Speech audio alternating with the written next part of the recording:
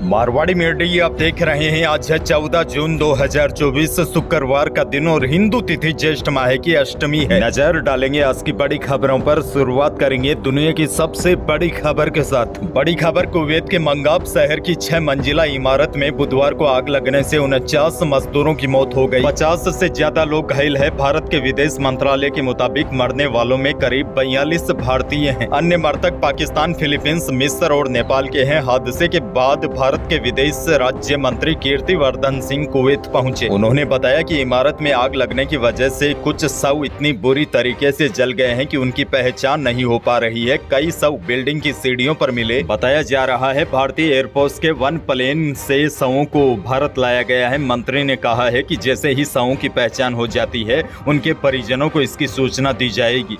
Kuwait के समय अनुसार यह हादसा बुधवार सुबह करीब 4:30 बजे हुआ। उस समय सभी कामगार गहरी नींद में सो रहे थे। कुछ लोगों ने तो खिड़कियों से कूदकर अपनी जान बचा ली थी, लेकिन ज्यादातर लोग अंदर ही फंसे रह गए थे। बहरहाल आगे बढ़ते हैं। देश के करोड़ों किसानों के लिए बड़ी खुशखबरी है, क्योंकि किसान 17वीं किस्त का बेसब्री से इंतजार कर रहे थे। अब बड़ी खबर यह है, प्रधानमंत्री नरेंद्र मोदी 18 जून को पीएम किसान सम्मान निधि की 17वीं किस्त जारी करेंगे। पीएम मोदी अपने संसदीय क्षेत्र वाराणसी से देश के 9.3 करोड़ किसानों को 2-2 हजार रुपए की किस्त ट्रांसफर करेंगे। इसमें 20,000 करोड़ रुपए किसानों के खातों में ट्रांसफर होंगे। और किसान कई दिनों से लगातार पूछ भी रहे थे कि पीएम किसान सम्मान निधि की 17वीं किस्त का पैसा किस दिन आएगा। अब सरकार ने फाइनल कर दिया है, 18 जून को पीएम किसान सम्मान निधि की 17वीं किस्त जारी होगी। वैसे आपको बता दो, इस योजना के तहत सरकार हर साल किसानों के अकाउंट में 2-2 हजार रुपए की 3 किस्तों में 6,000 रुपए ट्रांसफर करती है। ऐसे में 2,000 रुपए की यह किस्त किसानों के खातों में 18 जून को ट्रांसफर होगी। आगे बढ़ जाते हैं। आपके लिए एक और बड़ी और बेहद काम की खबर। Unique identification authority of India ने फ्री में आधार अपडेट करने की डेडलाइन को फिर से 3 महीने के लिए बढ़ा दिया है। अब आप अपने आधार कार्ड को 14 सितंबर तक फ्री में अपडेट कर सकेंगे। इसके लिए कोई भी चार्ज नहीं देना होगा।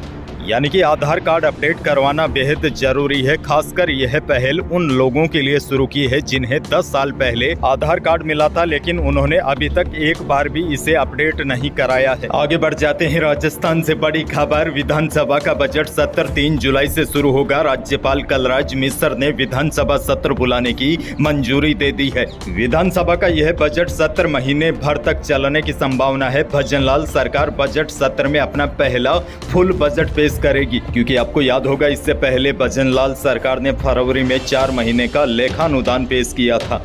लेकिन अब सरकार फुल बजट पेश करेगी। बजट पेश करने की तारीख बाद में तय होगी। 3 जुलाई को विधानसभा में कार्य सलाहकार समिति की बैठक में बजट सत्र का कामकाज तय किया जाएगा।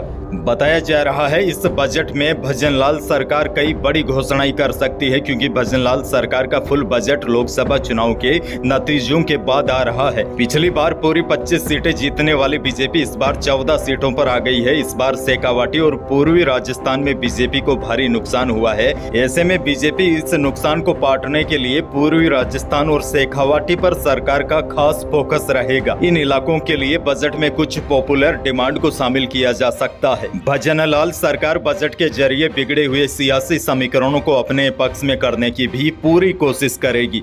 अच्छा, बड़ी खबर आपको यह भी दे दूं, केंद्र सरकार भी वित्त वर्ष 2024 और 25 का फुल बजट मिड जुलाई यानी कि जुलाई के बीच में पेश कर सकती है। बताया जा रहा है केंद्र सरकार भी अब की बार बजट में खासकर किसानों और महिलाओं के लिए खजाना खोल सकती है, क्योंकि बीजेपी को पिछली बार की तुलना अब की बार कम सीटें मिली है। इसीलिए अब की बार बजट में खास फोकस महिलाओं और किसानों पर होगा। आगे बढ़ जाते हैं। बड़ी खबर, रेलवे की ओर से गर्मी की छुट्टियों में ट्रेनों में अतिरिक्त यात्रियों को देखते हुए जोधपुर से हरिद्वार और मऊ स्टेशनों के लिए समर स्पेशल ट्रेनों का संचालन किया जाएगा। जोधपुर के उपनगरीय भगत की कोठी से हरिद्वार के लिए समर स्पेशल साप्ताहिक ट्रेन 2 ट्रिप होंगे 20 और 27 जून को। यह ट्रेन वाया डेगाना, रतनगढ़, अंबाला के रास्ते संचालित होगी, जबकि जोधपुर से मऊ के लिए समर स्पेशल साप्ताहिक ट्रेन 15 से 29 जून तक 3 ट्रेन ट्रिप होंगे। यह ट्रेन डेगाना, कुचामन, जयपुर, लखनऊ, अयोध्या के रास्ते संचालित होगी। खैर आगे बढ़ जाते हैं। बड़ी खबर, भीषण गर्मी में सब्जियों के भाव में इजाफा हो गया है और पिछले एक सप्ताह में प्याज के भाव में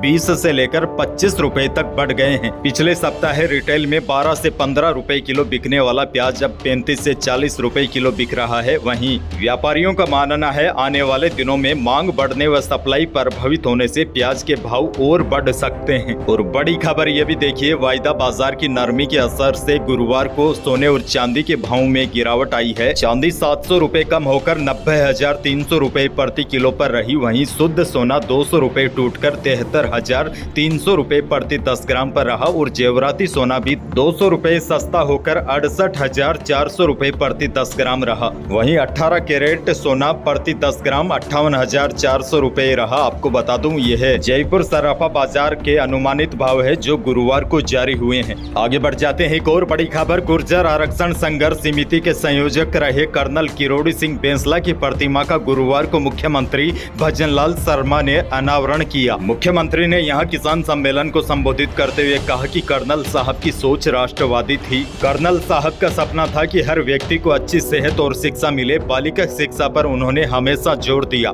वहीं आपको बता दूं, सीएम ने कर्नल किरोड़ी बेंसला के नाम एजुकेशन इंस्टीट्यूट की भी घोषणा की। इस कार्यक्रम में करौली, धौलपुर सहित प्रदेश के कई जिलों से सर्व समाज के लोग शामिल हुए। आगे बढ़ जाते हैं। एक और बड़ी खबर, नीट परीक्षा के रिजल्ट पर आज पूरे देश में बवाल मचा हुआ है। सुप्रीम कोर्ट में भी इसको लेकर 3 याचिकाएं दायर की गई है। नीट परीक्षा के रिजल्ट को लेकर राजनीतिक गलियारों में भी चर्चाएं तेज हो गई है। विपक्ष सरकार को घेरने की तैयारी कर रहा है। नीट परीक्षा के रिजल्ट को लेकर कांग्रेस के दिग्गज नेता अशोक गहलोत ने अपने सोशल मीडिया अकाउंट एक्स पर लिखा है कि नीट परीक्षा में हुई गड़बड़ियों को लेकर आ रही सूचनाओं से यह स्पष्ट है कि यह पूरी परीक्षा संदेह के घेरे में है। गहलोत बोली, यदि सरकार की अभ्यर्थियों के साथ न्याय करने की मंशा है तो नीट परीक्षा को लेकर जल्द से जल्द फैसला लेना चाहिए। आगे बढ़ जाते हैं। मौसम से जुड़ी बड़ी खबर है। राजस्थान में गर्मी के बीच गुरुवार को दोपहर के बाद प्रदेश के कई जिलों का मौसम अचानक बदल गया। जयपुर के आसपास के इलाकों में बारिश हुई। झुंझुनू में भी बारिश के साथ तेज हवा चली। दौसा और सवाई माधोपुर जिले में भी कई स्थानों पर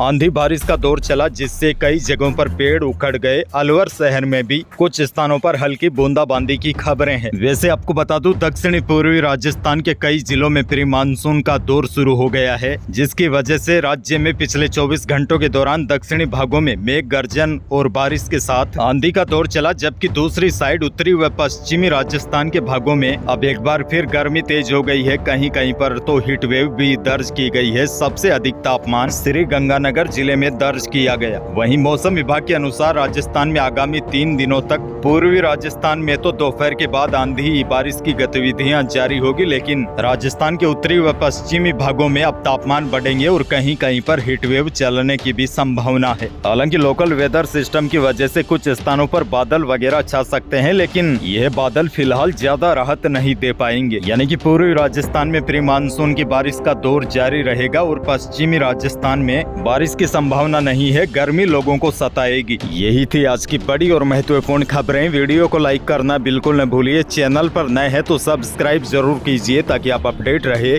बड़ी और काम की खबरों से। धन्यवाद।